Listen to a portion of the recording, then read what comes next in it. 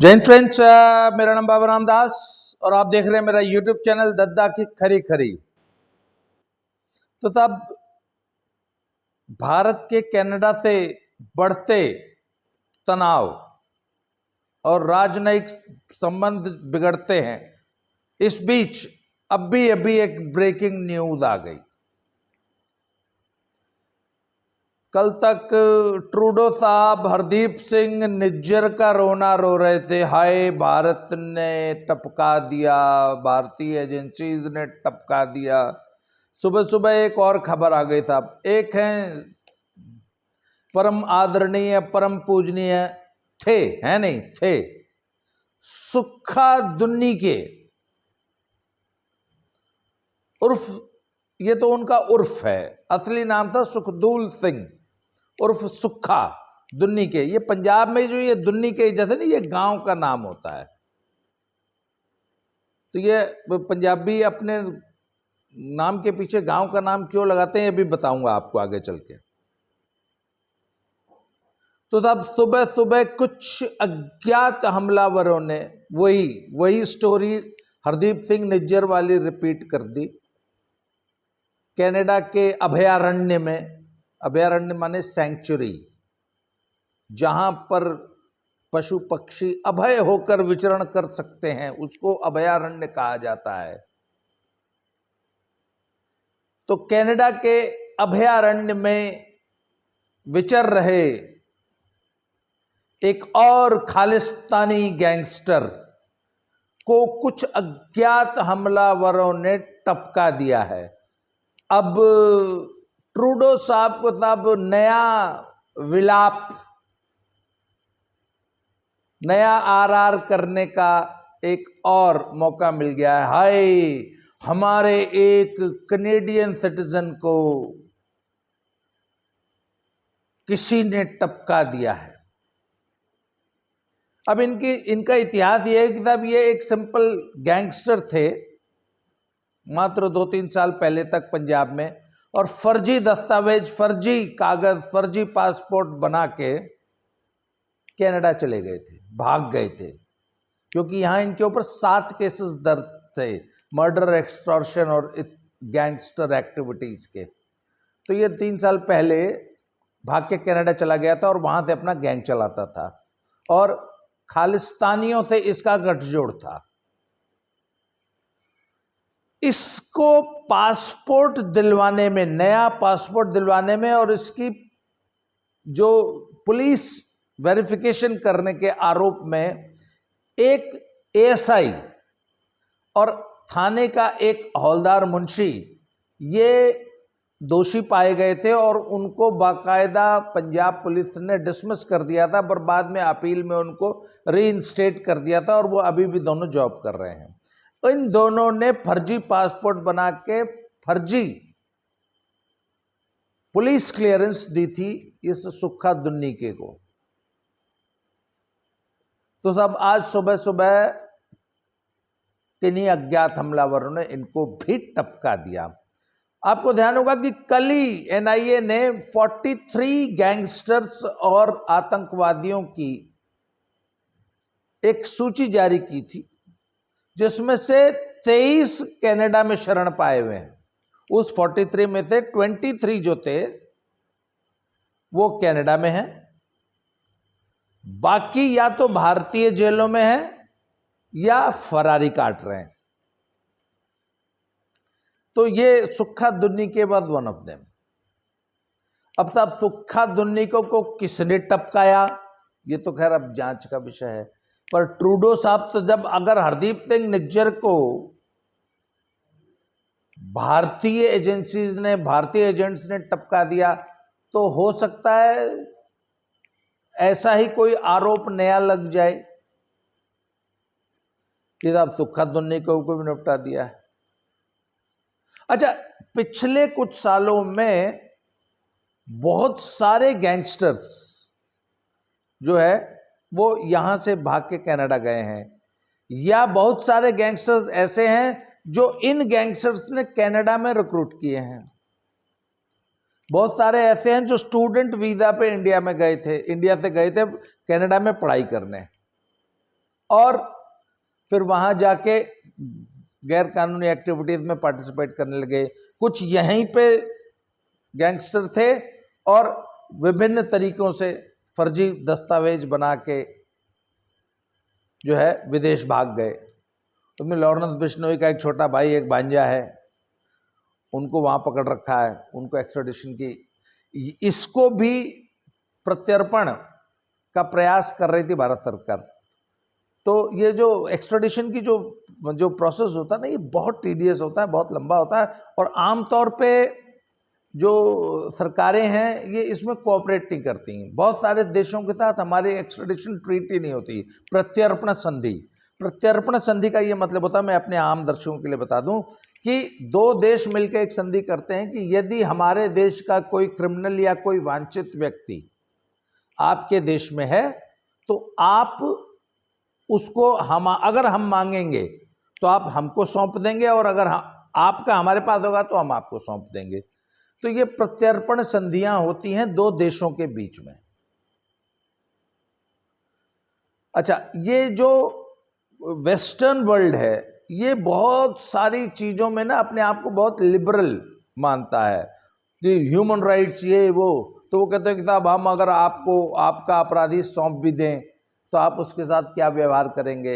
अगर आपको ध्यान हो तो वो अबू सलीम के साथ जब हमारी प्रत्यर्पण की प्रक्रिया हुई थी तो उस सरकार को हमने ये लिखित आश्वासन दिया था कि ठीक है हम इसको मौत की सजा नहीं देंगे। उन्होंने कहा यदि आप इसको मौत की सजा देंगे तो हम आपको इसको नहीं सौंपेंगे। तो ये प्रत्यर्पण की बहुत सारी इंट्रिकेसीज होती हैं, बहुत सारे मतलब कानूनी दांवपेच होते हैं। तो भारत सरकार ने इन जो 23 गैंगस्टर्स जो कनाडा में छुपे हुए हैं या कनाडा में बैठ के अपने गैंग संचालित कर रहे हैं और भारत में आतंकवादी गतिविधियां चला रहे हैं, क्रिमिनल एक्टिविटीज चला रहे हैं, वहां बैठ के यहां अपने गैंग्स चला रहे हैं, वहां बैठ के यहां पर हत्याएं करवा रहे हैं, एक्सटॉर्शन करवा रहे हैं। इसी ये जो सुखा दुन्नी के है इसके ऊपर आरोप था कि इसने कुछ दिन पहले मोगा के लुधियाना के एक व्यापारी को धमकी भरे फोन करके उससे 3 करोड़ रुपए की फिरौती मांगी थी, और फिर उस व्यापारी ने पुलिस में रिपोर्ट कर दी थी। तो इसके गैंग के 7 लड़के जो है पंजाब से पकड़े गए थे।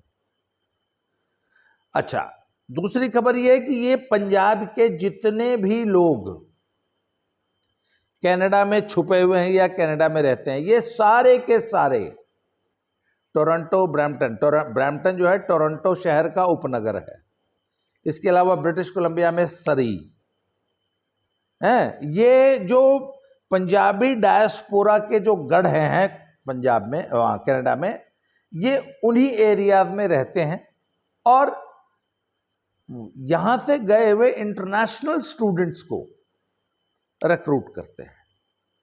इंटरनेशनल स्टूडेंट्स की एक प्रॉब्लम है कि वो बेचारे, एक तो अभी बहुत खराब हालात चल रहे हैं ना कनाडा में, और वहाँ पे तो सर्वाइवल ही बड़ा मुश्किल है। वहाँ पे जो इंटरनेशनल स्टूडेंट्स गए हैं उनको अपने रहने खाने की व्यवस्था भी करनी पड़ती है और फीस इत्यादि की व्यवस्था भी करनी पड़ती है। कुछ बच्चों को वापस घर पैसे भी भेजने पड़ते हैं क्योंकि यहाँ से कर्जा लेके गए हैं 20-25 लाख रुपए का, उसका ब्याज देना होता है बहुत सारे स्टूडेंट्स को। वहाँ पे काम नहीं मिल रहा, वहाँ पे भूखे मरने की नौबत आई हुई है, तो खाना खाते हैं गुरुद्वारों में।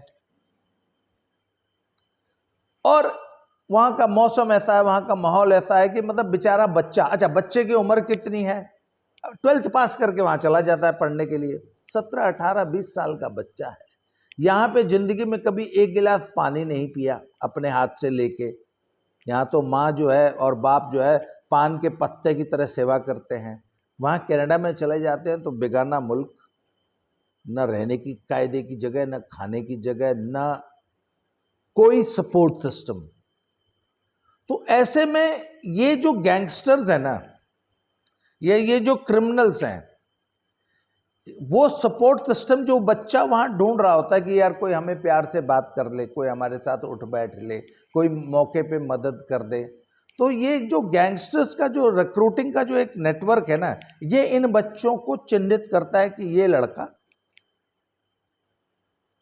हमारे गैंग में शामिल होने लायक है, और उनको चिन्हित करके फिर उनकी थोड़ी बहुत मदद करके, उनको थोड़ा सा मॉरल सपोर्ट दे के, उनको थोड़ा सा साइकोलॉजिकली बूस्ट करके, उनसे यारी दोस्ती करके, उनके मतलब शुभ चिंतक बन के सबसे पहले उनसे यारी दोस्ती करते हैं, उनकी हेल्प करते हैं। धीरे धीरे जब उनकी इनसे यारी दोस्ती हो जाती है तो धीरे से अपने गैंग में शामिल कर लेते हैं।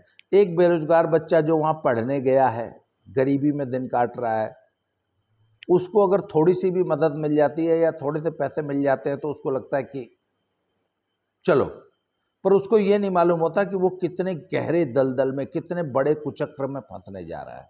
तो तब ये मॉडस ऑपरेंडी खालिस्तानियों की भी है और यही मॉडस ऑपरेंडी गैंगस्टर्स की भी है।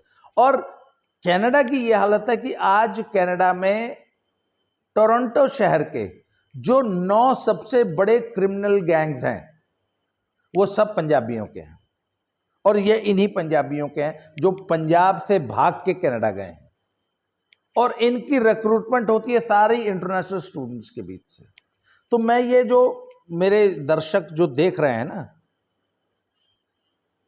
पंजाब और हरियाणा के, स्पेशली ये हिमाचल के लोग, कि जो आपके बच्चे कनाडा पढ़ने जा रहे हैं ना पढ़ाई के नाम पे, इनको ये सब बातें समझा के भेजो कि बेटा वहाँ पे ऐसे ऐसे लोग भी हैं जो तुमको अपने गैंग में शामिल करने की ऐसी ऐसी कोशिश करेंगे, इस प्रकार से तुमसे दोस्ती करेंगे, तुमको लगेगा ये तो बहुत अच्छे लोग हैं, बहुत अच्छे आदमी हैं। अच्छा, सेम यही मॉडस ऑपरेंडी है लड़कियों को फंसाने की।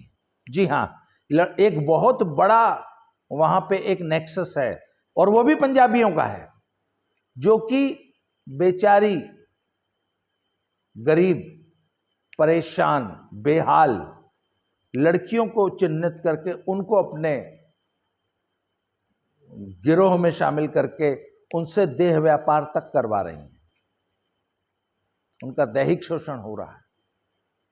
इसके बारे में एक बहुत बड़ी रिपोर्ट कनाडा में छपी है, एक बड़ी रिसर्च हुई है, और एक बड़ा ग्रुप है जो कि काम कर रहा है उन बच्चियों को रिहैब करने के लिए। पर वो बच्चियां ऐसे कुचक्र में फंस चुकी हैं कि वहां से निकल नहीं पा रही हैं।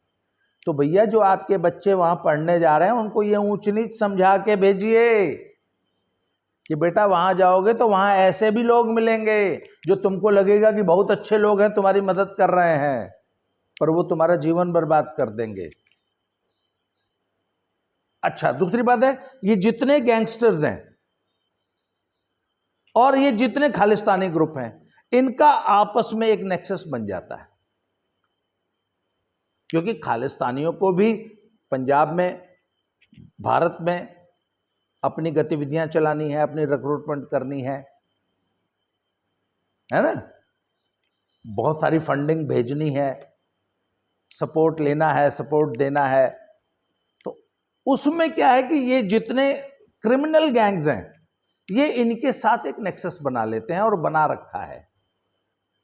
इसीलिए एनआईए ने, भारत सरकार ने 43 गैंगस्टर्स और टेररिस्ट की एक सूची जारी की है जिनका आपस में नेक्सस है, जो एक दूसरे को हेल्प कर रहे हैं। इसमें बहुत सारे दिल्ली और हरियाणा के गैंगस्टर भी हैं, बाकी पंजाब के हैं। तो जैसा कि मैंने बताया था, लेटेस्ट रिपोर्ट अभी हरदीप सिंह निज्जर का विलाप खत्म नहीं हुआ था कि तब तक सुक्खा दुन्निके की खबर आ गई है। अब कुछ दिन सुक्खा दुन्निके पे विलाप चलेगा, तो हो सकता है एक आधे की और आ जाए। अब ये तो सब अब जांच का विषय है, ये तो ट्रूडो साहब बताएंगे कि इनको कौन टपका रहा है। भारत ने तो मना कर दिया, ना भाई हम ऐसे उल्टे सीधे गंदे काम नहीं करते, हम तो शरीफ लोग हैं। पर सब कोई तो टपका रहा है, क्योंकि आज ही सुबह सुबह एक और टपका दिया है। Now let's see what happens next. अगले की इंतजार करते हैं। आज के लिए इस वीडियो में इतना ही। अगले वीडियो में जब फिर कोई टपक जाएगा फिर मिलेंगे। Thank you very much.